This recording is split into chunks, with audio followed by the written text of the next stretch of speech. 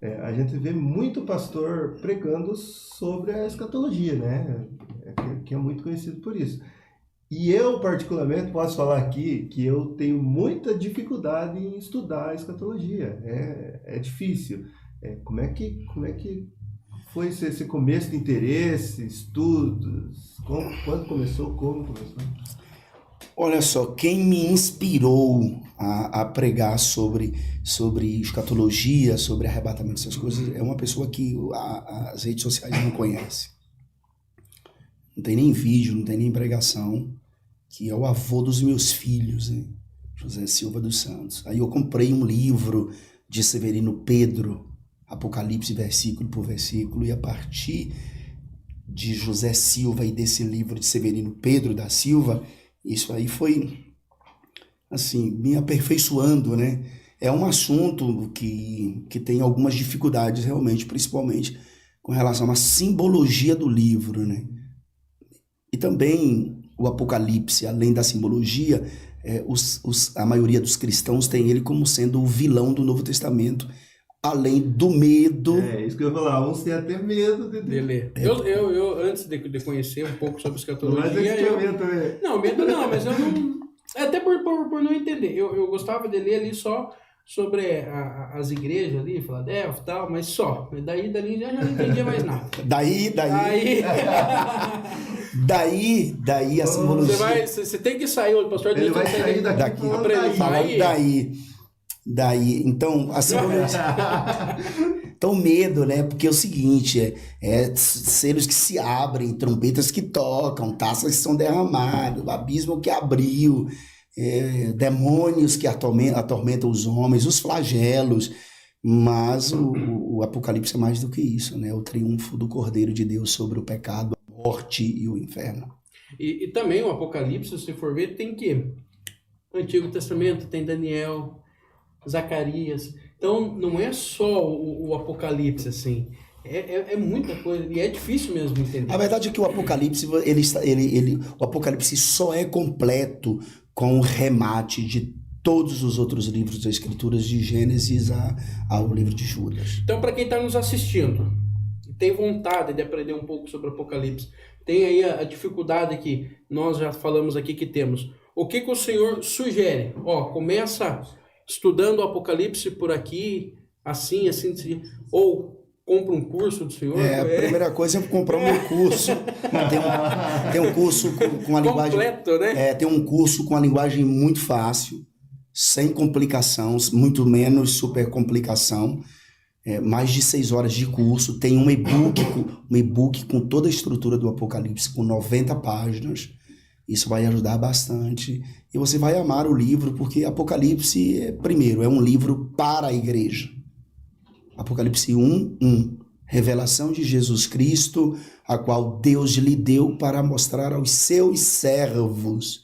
Não é para mostrar ao mundo.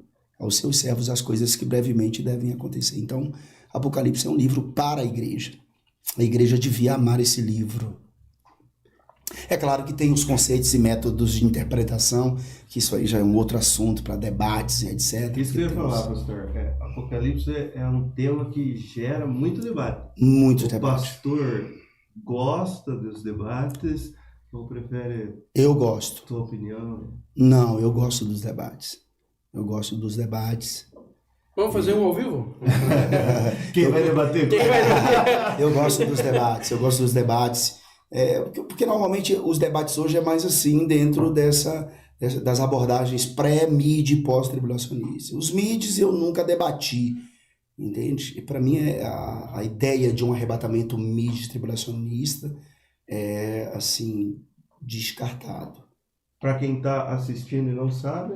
O mid-tribulacionismo defende que a igreja será retirada da terra no meio, durante a grande tribulação.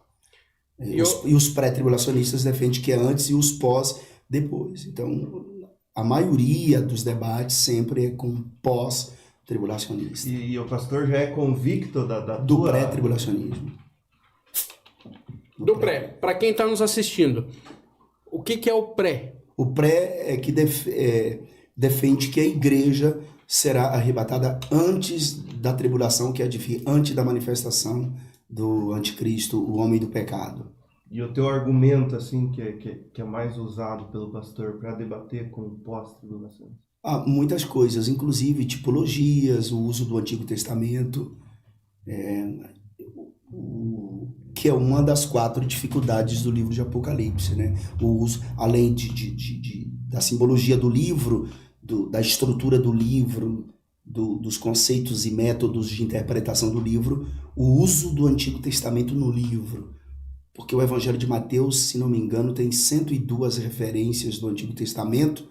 A Epístola aos Hebreus tem 180, se não me falha a memória, e o Apocalipse tem mais de 250 referências do Antigo Testamento.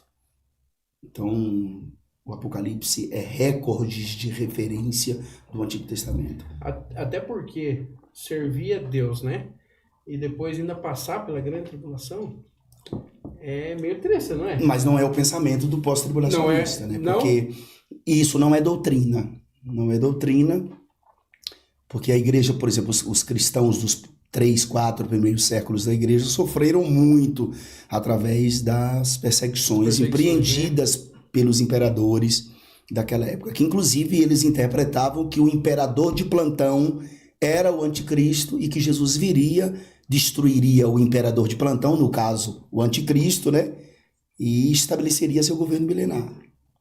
E como isso não aconteceu e Constantino assumiu o poder em 313, então essa doutrina ela ficou um tanto esquecida, mas ela aparecia a cada momento que uma perseguição surgia.